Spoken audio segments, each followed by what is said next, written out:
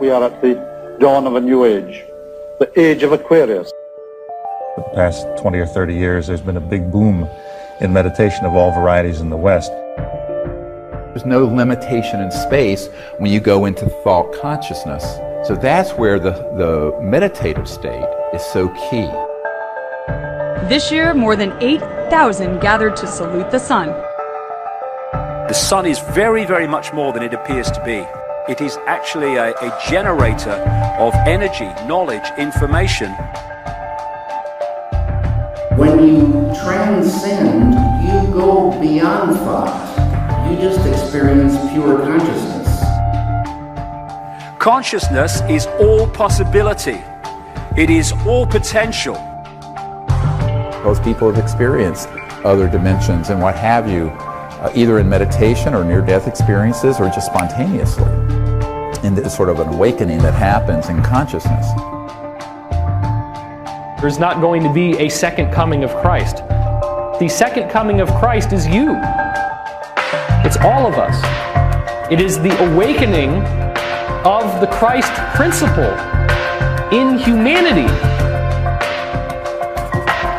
With this information comes the potential for what is called apotheosis.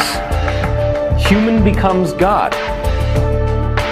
And they have a variety of practices, very distinct practices, which are engineered to awaken your psychic center. And any human being with this technique can open the door to that unbounded, infinite, divine being, light of God. That is the experience of consciousness. Universal intelligence, universal consciousness. That field of unity that underlies and connects us all. The true law is unity, that all is love, all is one, all is light. It doesn't have to be, my God is the only God. My God is the only right God. Hindu, Muslim, Christian, they're just words that humanity has invented to keep each other apart. There is one divinity and we all share it. We can be all that is, has been, and ever will be. We don't have to be a Christian. Now we must transform, become enlightened, so that we can access the next realm of consciousness necessary for evolution. Your full potential of the beautiful human being is called enlightenment. And people can unfold their enlightenment.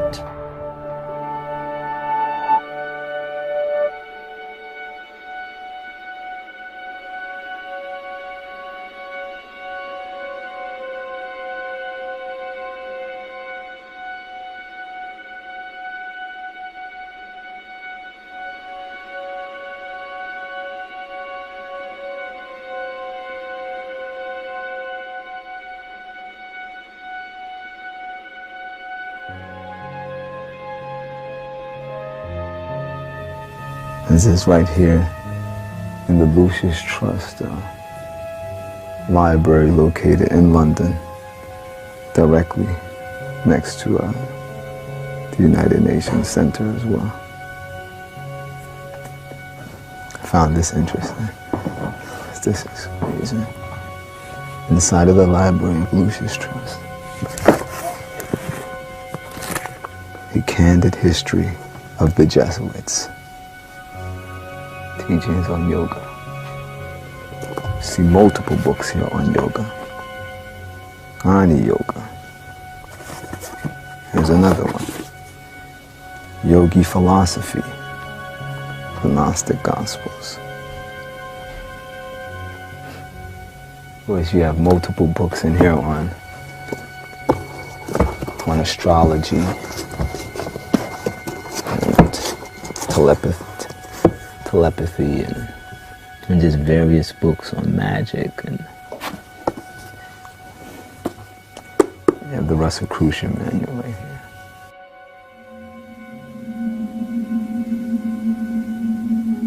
All of these ideologies are in harmony with the Theosophical movement. They're all in harmony with spiritualism.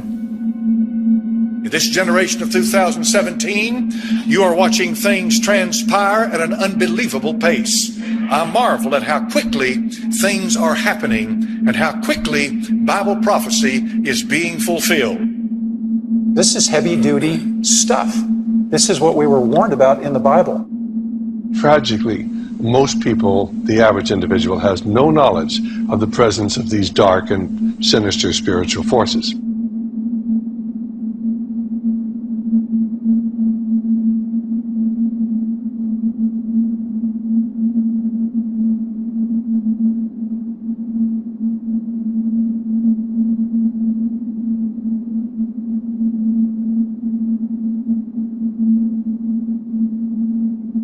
We're seeing these gods returning to the earth and bringing with them the wisdom of what they have been trying to help us with all along. We are saving and will be saving ourselves with the help and the inspiration and guidance of our elder brothers, the Masters of Wisdom. These are the masters as foretold by H.P. Blavatsky through the Theosophical Society and her writings.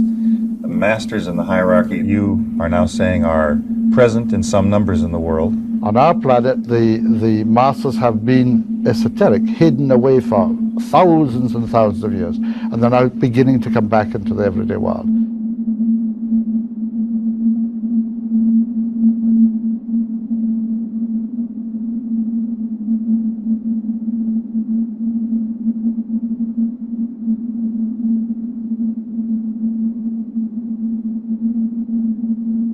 Here's the way they look at it. Here's their metaphor.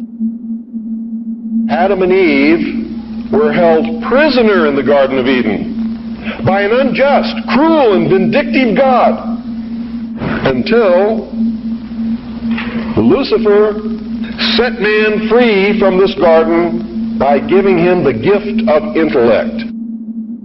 Lucifer, Satan, their devil, he is our Savior. He is the one that saved humankind and allowed us to come into our power and freed us from slavery that the God, Jehovah, Yahweh, Yeshua, whoever you worship, whatever name you want to call him by, the slavery that he was trying to subject us all to, Lucifer freed us from that. So he is the real Savior of mankind. Lucifer is the real Messiah.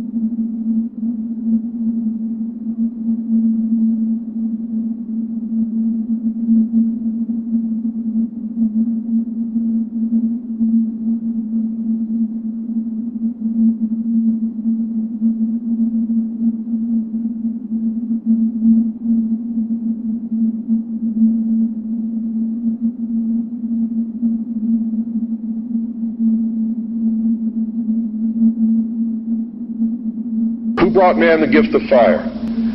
Prometheus. Who was Prometheus? Lucifer.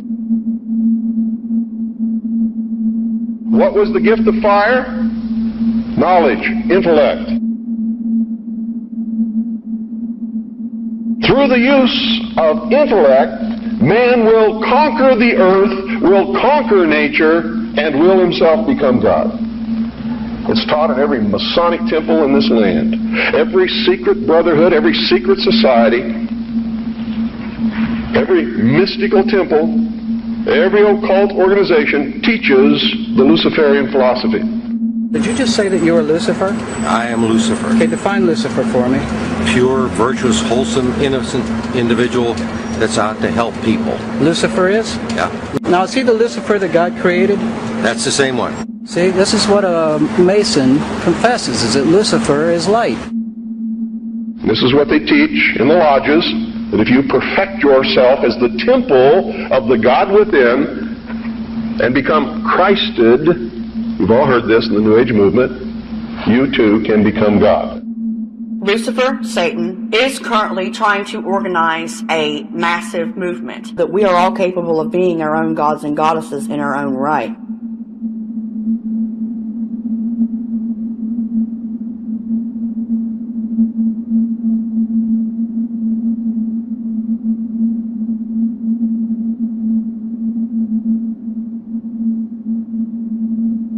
I think that something is happening that is coming up from the bottom of things.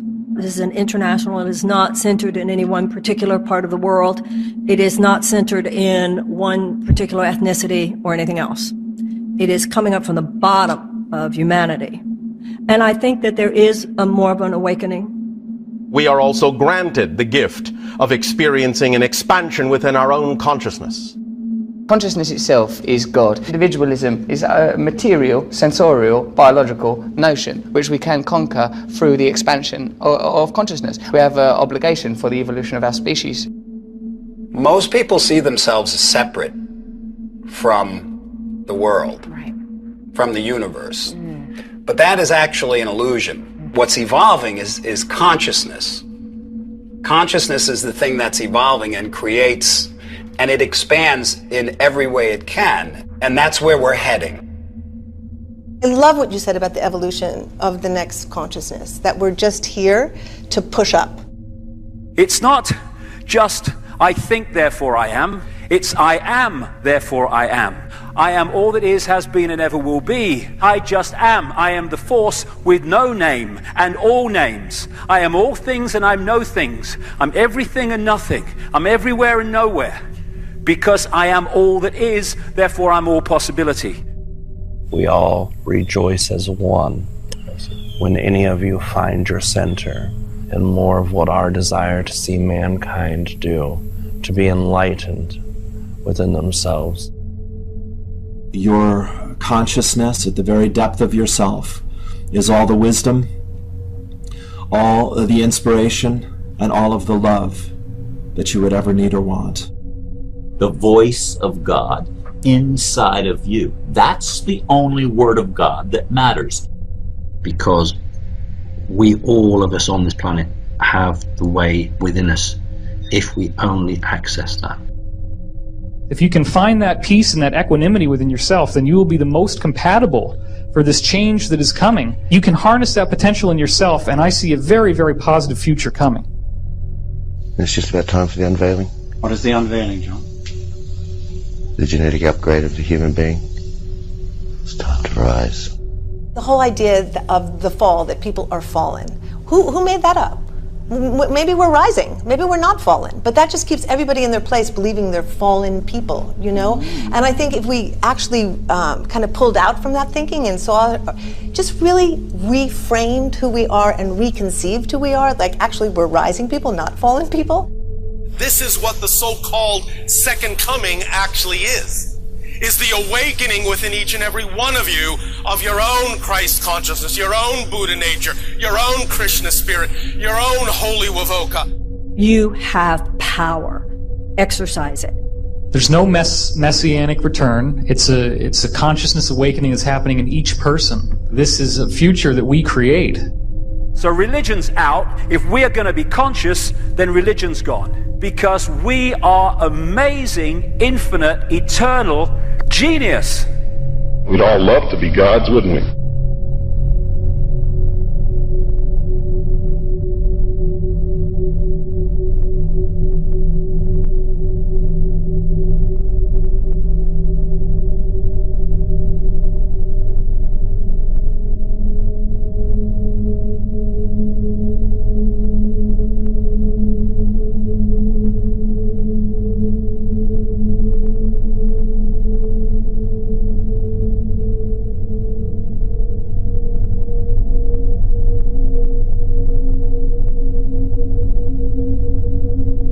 People can unfold their enlightenment. It is the awakening of the Christ principle in humanity. This is all about enlightenment, a movement of illumination.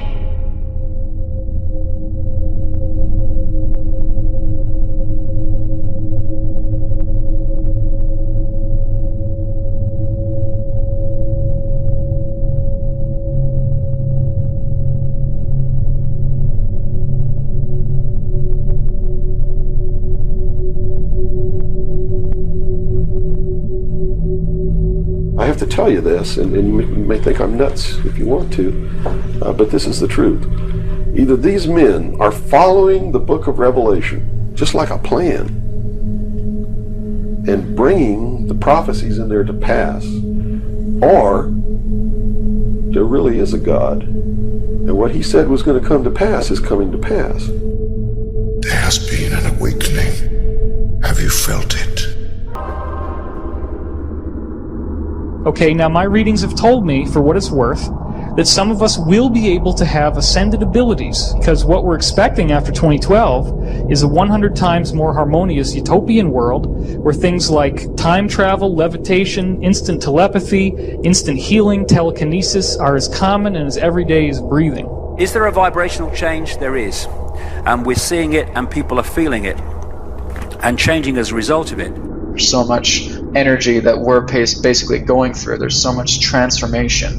There's so much momentum about how we're all shifting our consciousness together that everything of that nature can change very, very dramatically. We're moving into this new age of Aquarius, and this information is coming out, and it's going to be an awakening for everyone again. And, you know, with every change comes great trials and tribulations and chaos, and we certainly are seeing that in our world right now in so many ways. And if you really trust your intuition and look in, you'll see that in the midst of this change there is great good coming. You are feeling the age of Aquarius coming into light. You are feeling these portals that are starting to open. You are feeling these energy shifts, and you are feeling them inside of yourself. There is only one way to achieve justice in the world. To see the world as one, brothers and sisters of one humanity.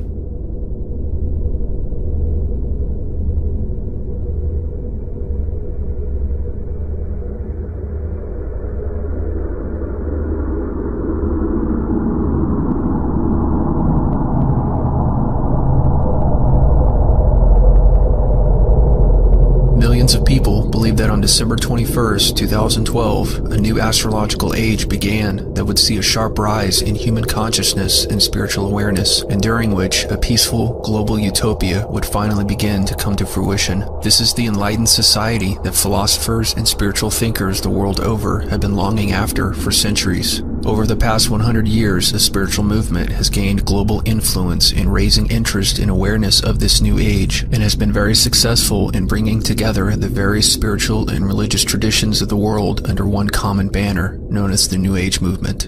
In his book, The New Age Movement and the Biblical Worldview, author John Newport concisely describes the essence of the New Age movement. A person's initial impression of the New Age movement, he writes, is of an eclectic hodgepodge of beliefs, practices, and ways of life. The mysticism of Buddhism, Hinduism, Islam, and Taoism enters the picture. So do elements from pagan teachings, including Celtic, Druidic, Mayan, and Native American, and an exceedingly wide range of practices, Zen meditations, Wiccan rituals, enlightenment seminars, management training, wilderness events, spiritual therapies, and forms of positive thinking also fall under the New Age rubric. However, we find that underneath all of this variety is a remarkable constancy, again and again, turning from practice to practice, from publication to publication. Indeed, from country to country, one encounters the same or very similar ideas about the world and the people of the world, the problems and the solutions. As spirit guides speaking through well-known New Ager Shirley MacLaine have put it, if everyone was taught one basic spiritual law, your world would be a happier, healthier place. And that law is this: everyone is God.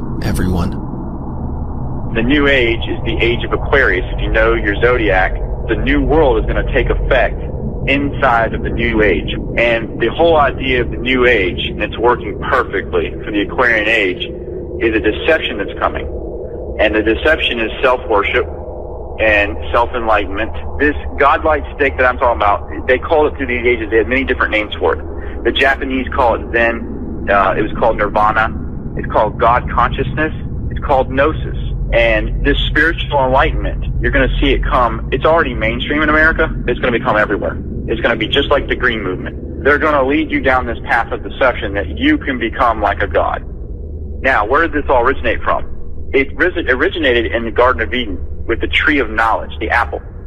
You know, Lucifer said, if you eat of this apple, you will have knowledge between good and evil, and you will become like God. And that's the goal. They want people to think that they can become like a god.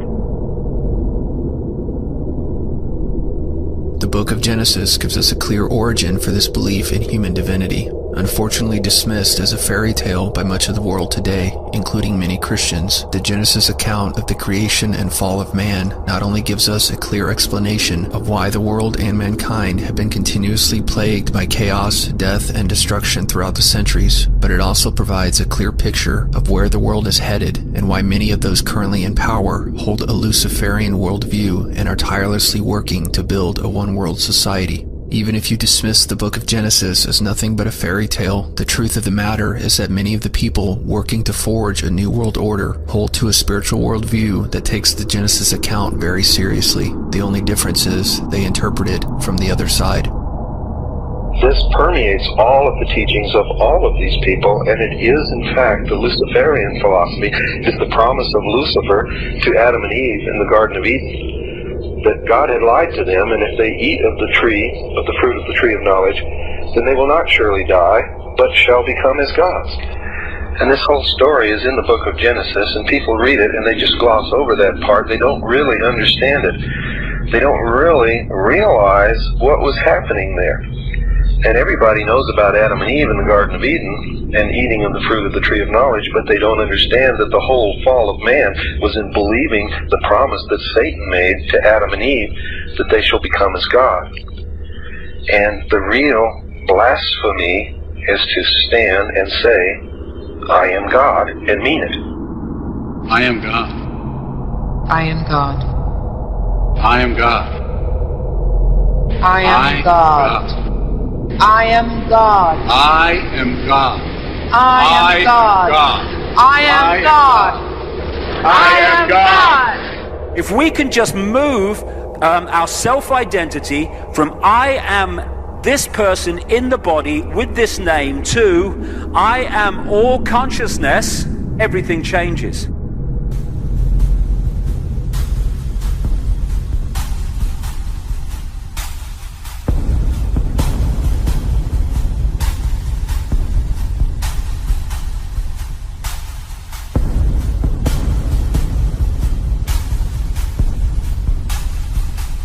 Ever since his fall from heaven, Satan has attempted to steer mankind away from God with the temptation that they themselves can achieve godhood. This is what he ultimately accomplished in the Garden of Eden.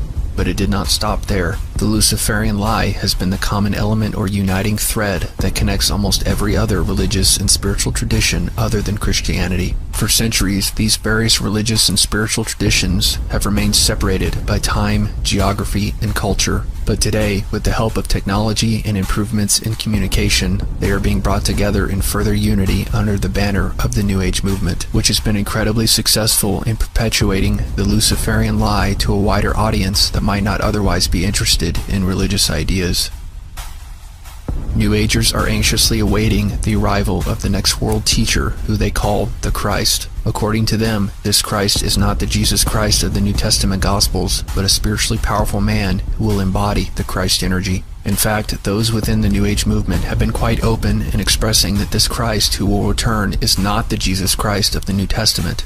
Alice Bailey, who is credited as coining the term New Age, states in her book, The Reappearance of the Christ, quote, "If men look for the Christ who left his disciples centuries ago, they will fail to recognize the Christ who is in the process of returning. The Christ has no religious barriers in his consciousness. It matters not to him of what faith a man may call himself.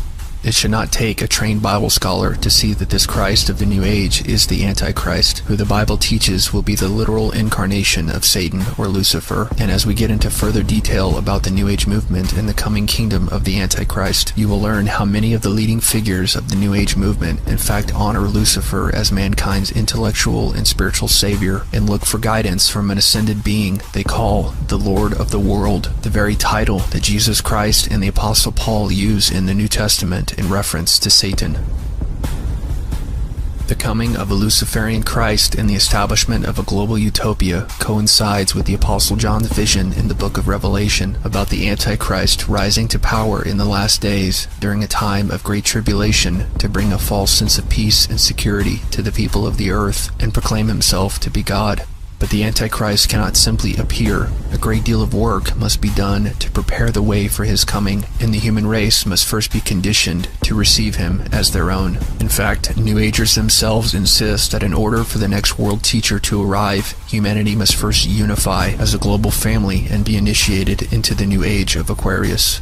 Rooted in centuries of pagan and occult practices, the process of initiation is central to the New Age. Simply put, initiation is the process of the human passing through increasingly higher stages of evolutionary development as they tread the path towards spiritual perfection and attaining Christhood. Alice Bailey, in her book Initiation, Human and Solar, defines initiation as, quote, the process of undergoing an expansion of consciousness. This is the essence of the New Age movement. We are also granted the gift of experiencing an expansion within our own consciousness. You can conquer through the expansion of consciousness. There's so much momentum about how we're all shifting our consciousness together. It's a consciousness awakening that's happening in each person. This New Age initiation is symbolically represented today in the rites, ceremonies, and degrees of Freemasonry, and the initiation of humanity is coming to fruition through the popularization of yoga and meditation, occult practices which are intended to awaken dormant powers lying within the self. All of you, stay regular in your meditation, and you will unfold your full potential, and you will become a force for peace in the world. We have to move to another level of consciousness, and then this world can change. That's why you go into deep states of meditation. There's silence. The real power is for you to get up in the morning and you meditate and you prayed, and just Spirit directs you where to go and what to do, and Spirit will direct you. We need to move right into the quantum realm where assignments are given through inner guidance. The popularization of these practices is not merely a trend. The initiation into the New Age is happening in a real and official capacity in our world today. As you will learn more about later in this video, the Lucis Trust, founded by Alice Bailey, is working with the United Nations to expand their network of light workers around the world and spread the message of spiritual brotherhood and popularize the occult practices of invocation and meditation in order to awaken mankind to its divinity and hasten the return of the New Age Christ and his spiritual hierarchy of ascended beings. There is a mainstreaming of the sort of Enlightenment impulse. It's kind of fun going through history and seeing how things that seem weird or New Age or fringe or whatever 2-3 decades later are being discussed at Harvard.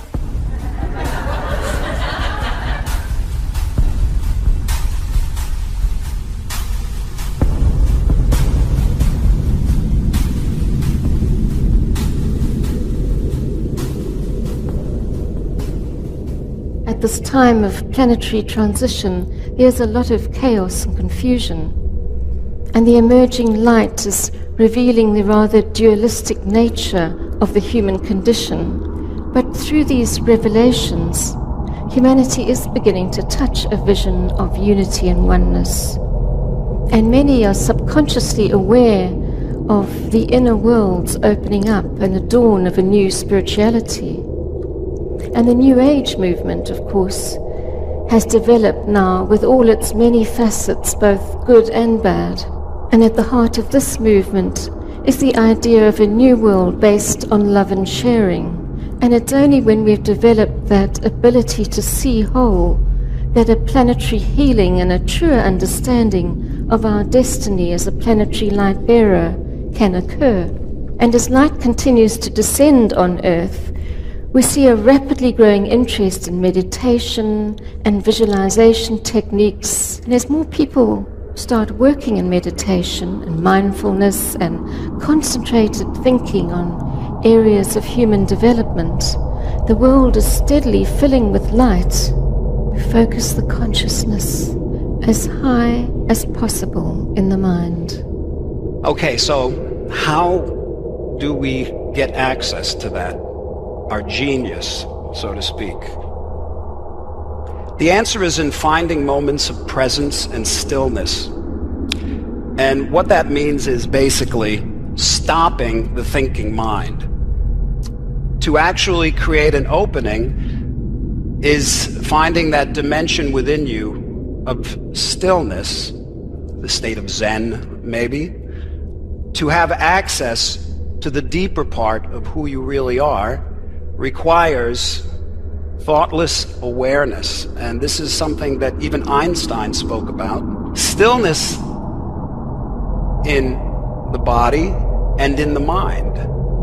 That's what meditation traditionally is. Properly understood, it is a technique to pull the awareness from the outwardly directed senses powerfully within to experience deeper levels of mind, simpler, quieter, more unified levels of the thinking process, and then slipping beyond thought, that's where the transcendental comes in, beyond thought altogether to experience this universal unity at the basis of mind and matter. So we can access neurologically in our own minds the unifying field of creativity from which all energy and matter has come, perhaps even the cosmos and universe itself. Is that what you're saying? That's right.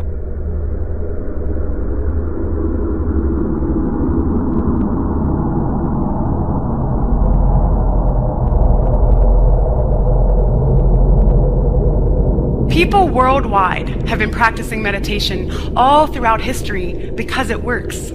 Neuroscience is proving how the practice of meditation literally changes the size and function of your brain. Woo! Meditation thickens your prefrontal cortex that governs higher level thinking, which increases your creativity, attention, memory, and decision-making ability. Your brain literally grows, which significantly increases your brain function. By practicing meditation, you can become fully empowered and reach your fullest potential, where the sky is the limit. I invite all of you to add a short meditation practice into your daily routine and experience the benefits for yourself. Come into contact with who you really are, which is infinitely wise and conscious, and infinitely loving and compassionate. Now I'm going to lead you through a short meditation.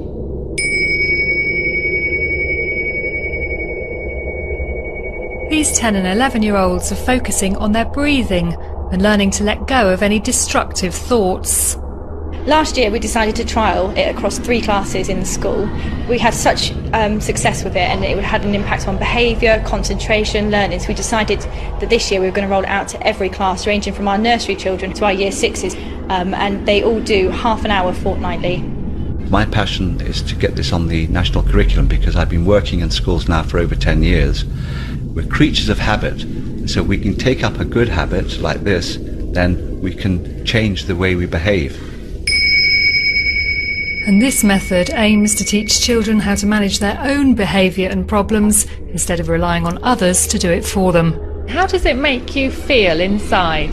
Happy. You are actually connecting yourself to the creative impulse of the universe. It's vital. It's vital in your life. This is what's going to transform the world, and it's happening right now. John, do you reckon if through meditation we can achieve access to a fuller state of consciousness, it may help us to bring about a global revolution where we've found a society based on spiritual principles rather than material and economic ones? It's the only way. If we are all one at our core but don't see it, that bringing that unity from within to the surface of perception and understanding, that is a transformed world. That is a unified world. That is a peaceful world. That's and a side effect of what we're doing. I see. So through this we can achieve awareness of the unity that exists between all of us, that we are unity. Distinction, nation, religion, creed, these are all illusions. We're building our lives around illusion. If we know something to be true, then we should build our culture, our societies, our faiths, our institutions around that truth, and unity will be an inevitable consequence of that. We'll build a utopia, a blissful utopia. Humanity is indeed being further initiated into the New Age. Not only are the practices of yoga, meditation, channeling, and invocation becoming more commonplace and everyday, but across the political, religious, and cultural spectrums, people of great influence are calling for the unification of humanity, urging people to drop their religious and national identities and to come under the banner of universal brotherhood and spiritual interconnectedness. Alice Bailey, confirming that this unification of humanity is also part of the initiation into the New Age, stated, quote, "Each initiation marks the passing of the pupil in the hall of wisdom into a higher class, marks the clear shining forth of the inner fire, and the transition from one point of polarization to another entails the realization of an increasing unity with all that lives and the essential oneness of the self with all selves." According to New Agers, humanity is beginning to unify because we are now in the age of Aquarius. The belief is that as we move further into the astrological age of Aquarius, universal and cosmic energies are being activated and released, and that humanity, as being one with the universe, will begin to feel these energies too. These energies will fuel the physical and spiritual evolution of humanity as it becomes more and more aware of its innate divinity and of its potential to reach newer, more godlike levels of consciousness. This realization of human divinity will be the main motivation for the people of the world to unify in the name of cosmic brotherhood, as humanity finally recognizes its true place within a cosmos bustling with other biological and spiritual life who wish to share in mankind's spiritual awakening. And once the majority of mankind has embraced their own inner godhood and rejected the dogmatic, close-minded teachings of the Bible, the Aquarian Christ will return with a new revelation and help move humanity forward as a united and spiritually awakened family toward a new, brighter, and more enlightened future. The energies of Aquarius, mounting in potency, will draw humanity together and make possible that sense of oneness, of being part of the whole. Each one of us will see, and Maitreya, you will find, will implement this idea, make it powerful in our consciousness that humanity is one, that we are brothers and sisters of that one humanity. So many things are resurfacing, we are moving away from this separation consciousness and moving into unity, oneness consciousness. The solar flares, the vibrational frequency is actually awakening all of us, and we're awakening as one. We need to come together in mutual acknowledgement that we're all the same consciousness having different experiences. The change consciousness is about oneness, unity of everything. There is the beginning of a glimmer of a new light. And these energies of Aquarius galvanizing humanity into experiencing itself in this new way, not as separate, but as something, as part of a group. A whole group. When humanity sees itself even as potential gods, it will learn to demonstrate cooperation, and justice will flourish, and therefore peace will flourish, and the end of war will become a reality.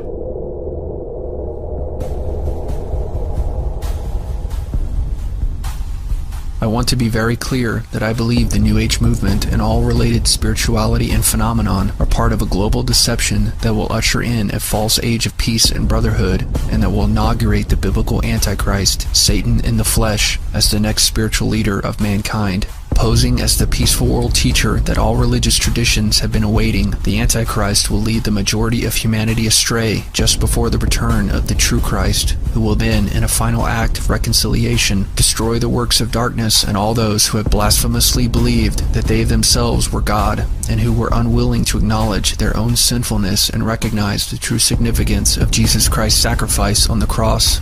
These messages of human divinity, oneness, and global brotherhood are being communicated in ever greater numbers by demonic spirits posing as benevolent angels, ascended masters, and extraterrestrials.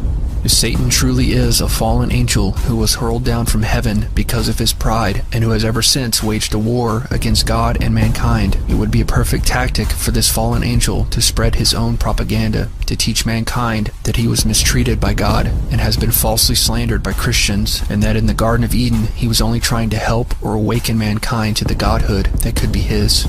This is exactly the type of luciferian propaganda we see consistently throughout this developing one-world spirituality, which proclaims that man is truly divine, and which is insisting upon the development of his higher consciousness and urging all of humanity to let go of their national and religious identities and come under the banner of common brotherhood. In light of what the serpent told Adam and Eve in the Garden of Eden, and what the book of Revelation prophesies about a coming world order ruled by the Antichrist, the satanic undertones of these ideas should be quite obvious. The age that we are leaving at this point in time is the age of Pisces. And according to the mystery religion, we are entering into the age of Aquarius, very soon in our future. And to them this has great meaning, for it means the dawn of the new age, the age of the illumined man.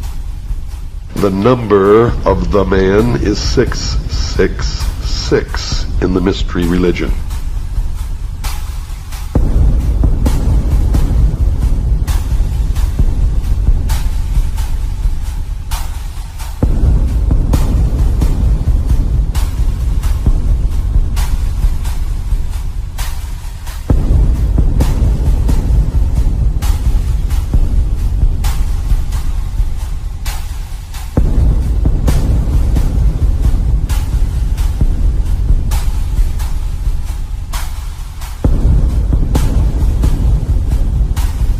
Because the soul and spirit within you, yeah, the spark of the divine that is you, dear friends, yeah, has called you forth to be the fullness, the wholeness, and the glorious expression of your true human spiritual self in this lifetime. And again, thanks so much for your feedback, including the people that tell me I'm going to hell or I'm working for Satan. That always puts a smile on my face.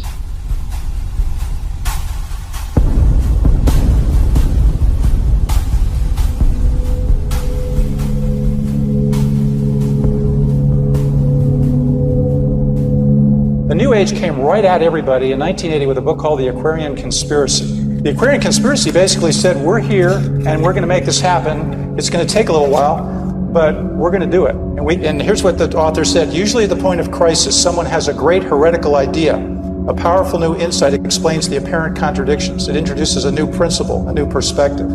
Given the superior scope of the new idea, we might expect it to prevail rather quickly, but that almost never happens. The problem is that you can't embrace the new paradigm unless you let go of the old. If these discoveries of transformation are to become our common heritage for the first time in history, they must be widely communicated. They must become our new consensus, what everybody knows.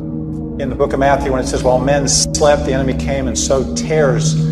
That's what's kind of happened. A lot of people think that the New Age was something that happened back with Shirley MacLaine. That is exactly what the devil wants you to think of the New Age. It's just Shirley MacLaine running down the beach with crystals or whatever, saying, I am God. And there were a lot of introductions that were made in the 80s, but it's never stopped. It's just become bigger and bigger. But they are no longer referring to themselves as the New Age. They're now referring to themselves as the new spirituality. And many are subconsciously aware of the inner worlds opening up and the dawn of a new spirituality. But the reason spirituality matters is because spirituality gives you a context for rejoicing in the infinite possibilities. In my own career, people used to come here and me say things they didn't already know. Those days are over. We've all read the same books. We've all listened to the same tapes. The very fact that you're where you are, by definition, this isn't that you're coming to something like this to hear something new. We are rather coming to nights like tonight to access more deeply the things which by now all of us already know. I remember when I first came into the faith, a friend of mine, Will Barron, who had come out of the New Age, said that in England, where he was from, all this stuff was rampant. But at that stage, back in the mid-'80s, it was just sort of working its way in through people like Shirley MacLaine and M. Scott Peck, and then eventually the huge force of Oprah Winfrey. But we're now there. We're where things are just exploding all around us, and there's so many things happening that sometimes it's hard to keep track of it. When I was in the New Age, I went to an Edgar Cayce conference. We used to do our daily meditation, and it would start off with Psalm 46:10. Be still and know that I am God. A lot of people think that the New Age is like all these different things. Well, there's a bottom line. And the bottom line is that we are all one because we are all God, because we are all Christ. God is in everyone. I told my wife, I said, these guys are all saying the same thing. It doesn't matter if you're meditating, doing TM in India, or whether you're, watching Oprah. You've got the same bottom line philosophy. M. Scott Peck in that book said, to put it plainly, our unconscious is God, God within us. We were part of God all the time. You've got Shirley MacLaine, and then you've got Oprah Winfrey in 1987 on a show with Marilyn Ferguson, who wrote The Aquarian Conspiracy. She said, what I would recommend is that you read Eric Butterworth's book, Discover the Power Within You. Butterworth talks about the divinity of man over 100 times in that book. And when I was through with the good books in the store, and they had lots of good books, I found another line of books. And the books were by Baptists, Catholics, Episcopalians, Presbyterians, Mennonites, and the books all sounded far more like each other than they did the respective teachings of their respective denominations. We need a transformation. We need to see ourselves as part of an interconnected whole. And I wondered, where were they getting this? I thought for the very first time in my life that maybe I should write a book. And I was going to call it, my original thought was, call it Come Out of Her, My People, the growing apostasy of American religious life. I had no idea I was looking at something far, far bigger. New Agers consistently claim that they don't adhere to any one set of spiritual or religious beliefs. One website defines the New Age as, quote, a free-flowing, decentralized spiritual movement. Unlike most formal religions, it has no holy text, central organization, formal membership, ordained clergy, geographic center, dogma, creed, etc. This is, however, part of the propaganda, for there are far more differences between the many denominations of Christianity than there are among the New Age books and authors which define the parameters of the movement. And even though there is not an officially recognized New Age holy book, like the Bible within Christianity or the Quran within Islam, the New Age movement indeed has very specific spiritual beliefs and authoritative texts. Even the website cannot help but refer to the New Age as, quote, a network of believers and practitioners, the word network implying association, common interest, and common goals. And the site also notes how the New Age movement has brilliantly disguised itself. Quote, their book publishers take the place of a central organization. Seminars, conventions, books, and informal groups replace sermons and religious services. When we carefully listen to what New Agers have to say regarding spirituality and religion, we can hear them consistently preach the exact same basic ideas, often using similar or identical phrases and concepts. For example, New Age gurus and authors consistently encourage meditation, yoga, and searching within, and often speak of inner peace, balance, global brotherhood, and the spiritual path, human consciousness, and the ability to elevate it through collective action and personal meditative practice is also a consistent theme.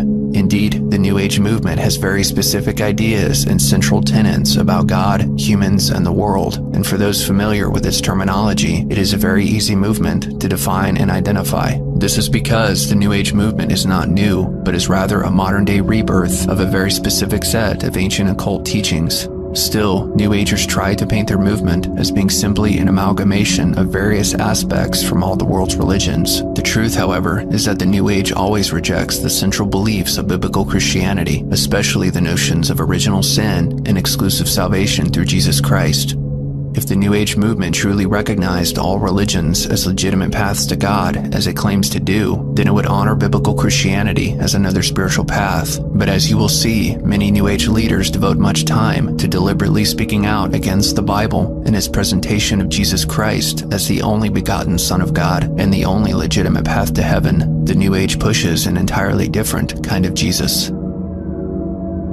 Oprah Winfrey, this year, I don't know what the significance was, but she started teaching the Course in Miracles with Marianne Williamson. The Course in Miracles is teaching supposedly from Jesus, channeled through a psychologist in New York City. I was involved in it. I believed it. I did it. And that Jesus it's like the Bible upside down. My guest today is Marianne Williamson. Many of you know who she is because thousands of people every week, poor people and rich people and lots of celebrities, go to hear Marianne Williamson speak in Los Angeles and also in New York City. And what she talks about is based on a set of books. Many of you have heard about them, called A Course in Miracles. Marianne has become a teacher, a leader in the philosophy that I personally know could change the world. He says the journey to the cross is the last useless journey. Do not make the pathetic error of clinging to the old rugged cross.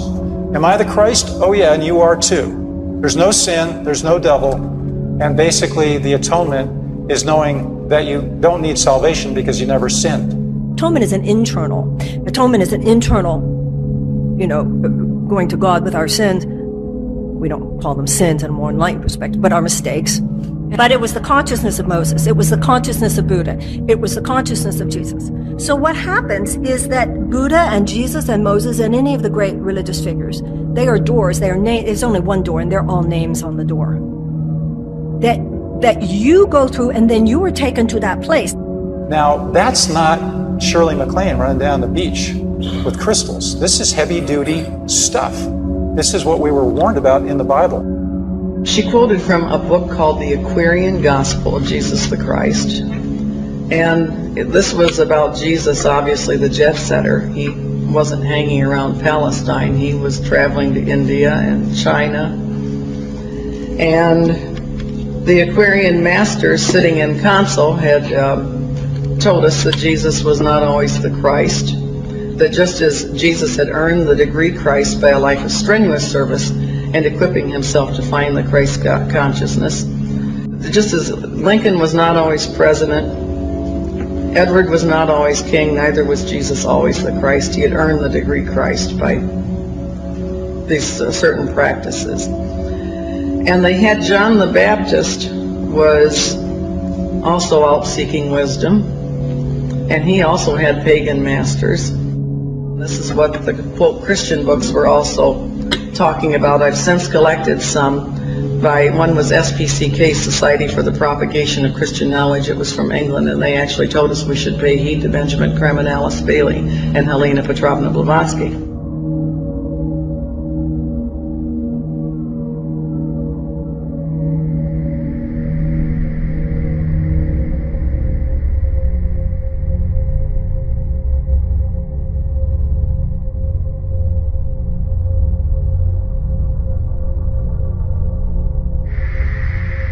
Helena Blavatsky and Alice Bailey are the de facto founders of the New Age movement, and their writings are still among the most authoritative and commonly cited texts among New Agers. Blavatsky co-founded the Theosophical Society in New York City in September of 1875. Though it is rarely acknowledged, Blavatsky and the Theosophical Society have had a profound influence on not just the spirituality of the West, but its social and political culture in general. Author Gary Lachman notes some of the prominent figures that have been influenced by Blavatsky. Quote, "For the poet W.B. Yeats, who knew her in her last days in London, she was like an Irish peasant woman, and for the novelist Kurt Vonnegut, writing in McCall's magazine in 1970, she was the founding mother of the occult in America. The poet T.S. Eliot, the artist Wassily Kandinsky, the inventor Thomas Edison, the creator of Oz, L. Frank Baum, and Mohandas Gandhi were only some of the people who over the years sat, figuratively or otherwise, at the incomparable Madam's feet." Theosophical historian K. Paul Johnson also speaks to this. Quote, "A remarkable feature of Theosophy's history is the disparity between its minuscule membership and its vast and varied cultural influence. Blavatsky's ideas inspired leading figures in the development of modern art. Political activism in colonial India and Ceylon owed an immense debt to theosophical influence. In the West, many social movements, such as educational reform, women's suffrage, and abolition of capital punishment, were advanced by the efforts of early theosophists. The Society's utopian aims have been very clear from its inception, as one of its stated objectives is, quote, to form a nucleus of the universal brotherhood of humanity without distinction of race, creed, sex, caste, or color. Blavatsky insisted that, quote, this society was organized on this one principle, the essential brotherhood of man, and that a true theosophist, quote, must strive to realize his unity with the whole of humanity.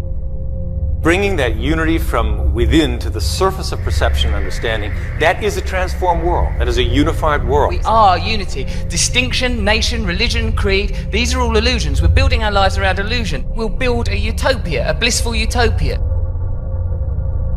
This universal brotherhood of man would be predicated on the occult principle that despite appearing different in their outward forms, all religions taught the same basic spiritual laws, a fact known and practiced in ancient times by a select group of initiates who guarded this knowledge.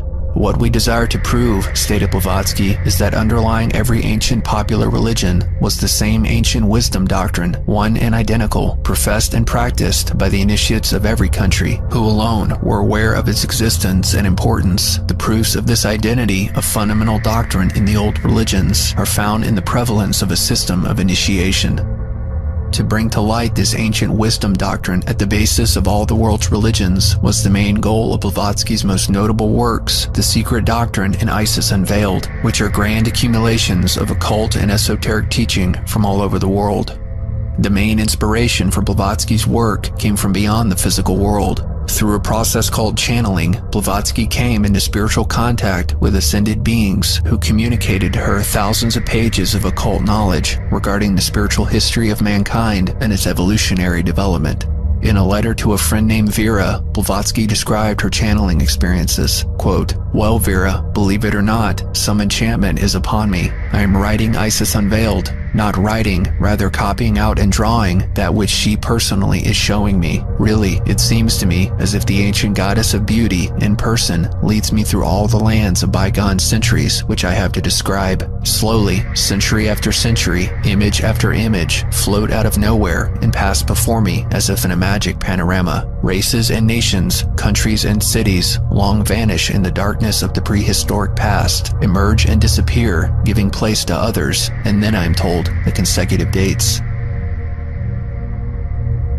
Blavatsky and her followers have insisted that what is contained in her writings is not new knowledge, but merely a modern-day expression of age-old teachings that were once universally known and practiced, but have largely been forgotten and dismissed since ancient times. Blavatsky believed her work to be the rebirth of that body of ancient esoteric teachings collectively known as the Ageless Wisdom, Ancient Mysteries, or Mystery School teachings. The wisdom religion was one in antiquity, and the sameness of primitive religious philosophy is proven to us by the identical doctrines taught to the initiates during the mysteries, an institution once universally diffused. Blavatsky insisted it was now time for this ancient wisdom religion to emerge once again and serve as the precondition for the unification of all the religions of the world and the global brotherhood of man. If properly put into practice, the ageless wisdom would bring about a golden age of global peace and prosperity unprecedented in human history.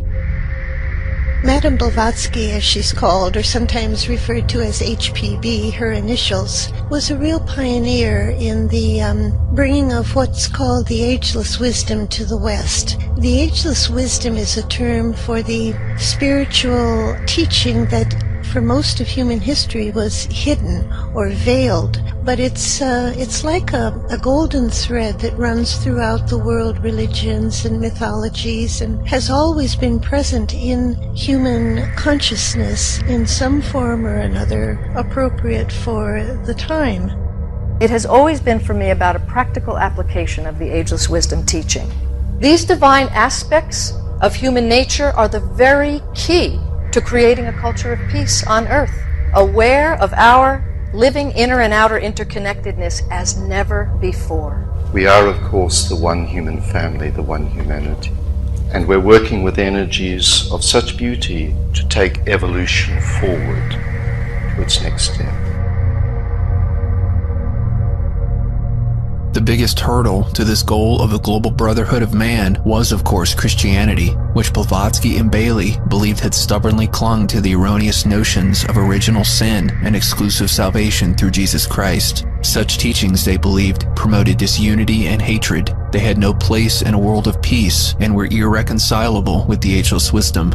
Esoteric philosophy reconciles all religions, strips every one of its outward human garments, and shows the root of each to be incidental with that of every other great religion. It proves the necessity of an absolute divine principle in nature. It only refuses to accept any of the gods of the so-called monotheistic religions.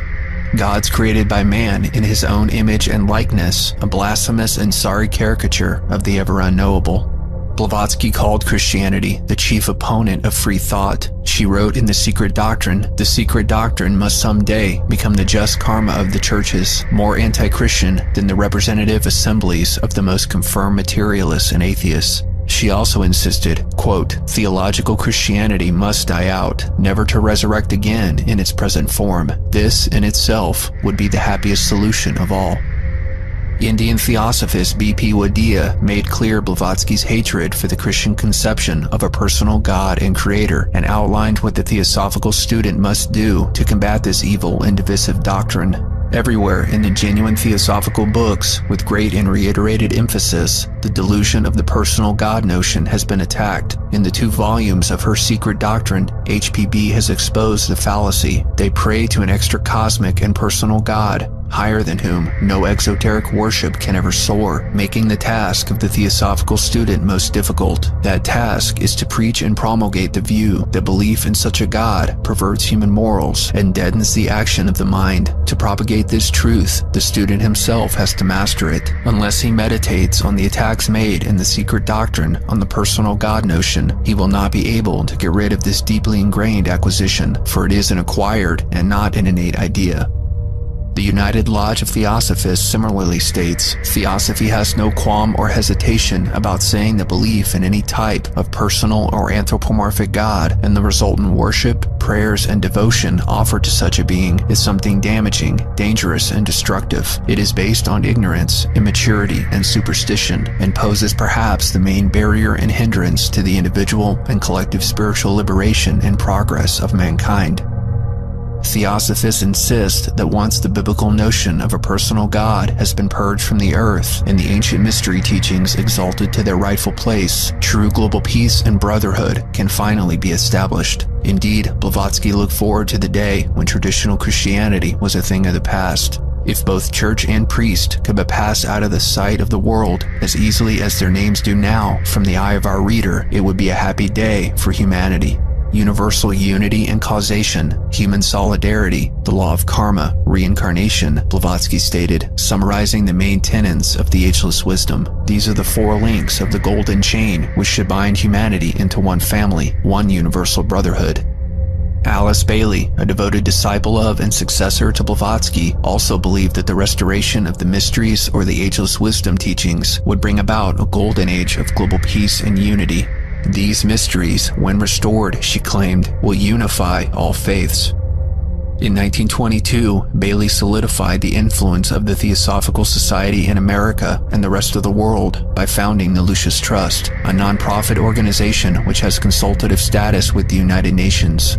Originally named Lucifer Publishing Company, the trust has been used as a means of publishing and disseminating Bailey's 20-plus volumes on the ageless wisdom.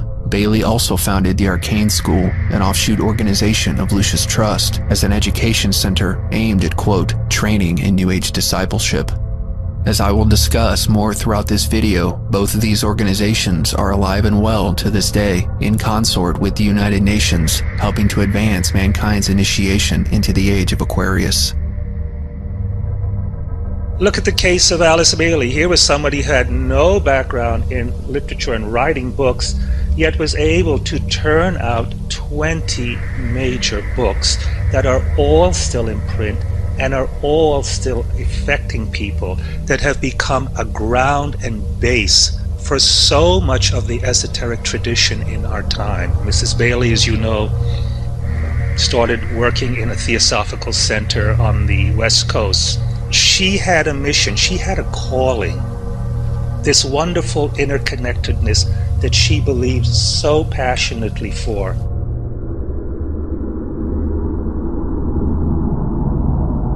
Bailey popularized the idea of the New Age, and she specifically emphasized the coming changes that the Age of Aquarius would bring about on the planet, most notably humanity's growing realization of its oneness.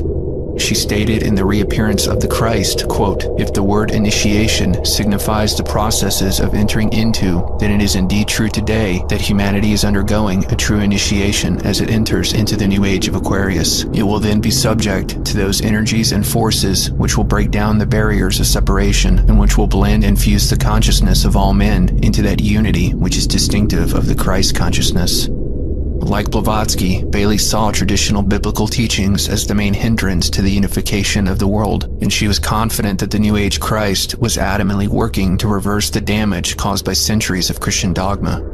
She stated in the externalization of the hierarchy, quote, "The Christian Church has laid so much emphasis on Christ's unique position as the one and only Son of God that great error has crept in and has been fostered for centuries. Christ himself foresaw the possibility of this error and tried to offset it by pointing out that we are all the sons of God, and that greater things than I do shall you do, a statement which no commentators have ever understood or adequately explained. The occult fact is that there is no being on Earth, from the very lowest form of life to the very highest, which is not moving onward towards a greater and finer expression of divinity, and Christ himself is no exception to this universal evolutionary law. Denying that Christ's death on the cross literally happened or had any significance whatsoever, she stated, "It must be remembered that it is the teaching given by the Christ which saves humanity, not any symbolic death upon a cross. Men must save themselves by their reaction and their response to the teaching given in its purity by the Christ." She also denied the existence of hell, stating, quote, "There is, as you well know, no angry God, no hell, and no vicarious atonement. There is only a great principle of love animating the entire universe. This teaching about hell is a remainder of the sadistic turn which was given to the thinking of the Christian Church in the Middle Ages, and to the erroneous teaching to be found in the Old Testament about Jehovah, the tribal god of the Jews. Jehovah is not God. As these erroneous ideas die out, the concept of hell will fade from man's recollection, and its place will be taken by an understanding of the law, which makes each man work out his own salvation upon the physical plane, which leads him to right the wrongs which he may have perpetrated in his lives on earth, and which enables him eventually to clean his own slate. As we can see, these are the exact same views that are promoted in modern New Age texts like A Course in Miracles, suggesting that the author of A Course in Miracles, Helen Schucman, either copied Bailey's views or that perhaps both are from the same demonic source. A Course in Miracles is teaching supposedly from Jesus, channeled through a psychologist in New York City, and that Jesus it's like the Bible upside down. He says the journey to the cross is the last useless journey. Do not make the pathetic error of clinging to the old rugged cross. Am I the Christ? Oh yeah, and you are too. There's no sin, there's no devil, and basically the atonement is knowing that you don't need salvation because you never sinned. Like Blavatsky, Bailey claims to have received her teachings by way of channeling and worked in partnership with ascended beings, especially the ascended master known as Dejwa Kul, also called the Tibetan. Alice Bailey's husband, Foster Bailey, noted the spiritual source of his wife's teachings. Quote, "Modern esotericism is a new phenomenon in the Western world, pioneered by the Tibetan teacher Dejwa Kul, working with H.P. Blavatsky. Again, this time working with Alice Ann Bailey, the same master teacher has provided the interim teaching needed for conscious entry into the new Aquarian age." And as the Tibetan has pointed out, the material given through Madame Blavatsky and Alice Bailey is not finished. There is still more to come.